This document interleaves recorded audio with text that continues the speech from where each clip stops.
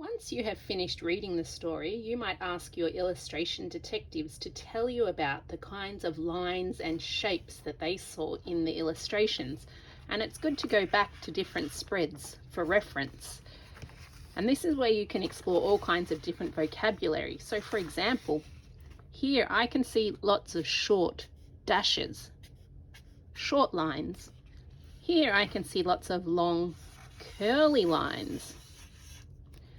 And on some spreads, there are lots of different shapes. Love hearts, music notes. One of my favorite spreads is this one with all different kinds of shapes. Some might be recognizable to your students, some might need a bit of explanation. There's a simple one, the sun, which is just a circle with more dashes and a face.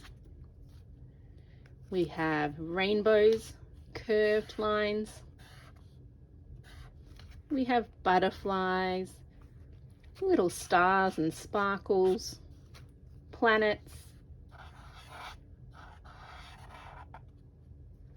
So in this book, the illustrator has used the shapes, or we could call them symbols, to show information about the person's personality, the character's personality.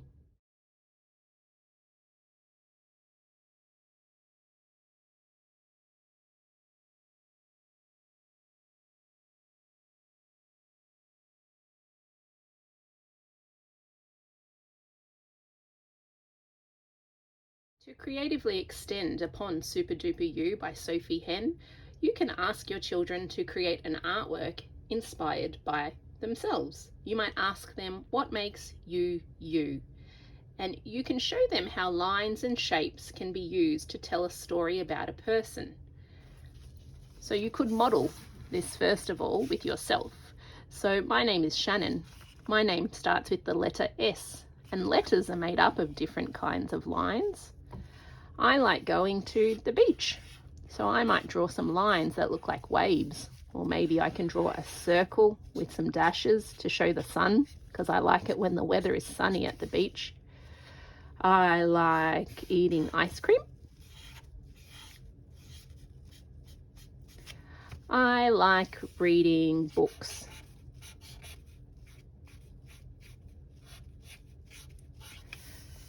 I have a dog. I really love dogs, so I might draw a little picture of my dog. And you can refer back to the illustrations for inspiration. So you might have someone who's obsessed with space, so you might use a planet to represent that interest. You might have someone who loves their friends, so you might draw a love heart to symbolize that. I wear glasses, so I might draw some glasses in there as well. And you can go back through the book with your illustration detectives to find other lines and shapes that they could use to represent themselves. You can use whatever materials you have on hand for this activity.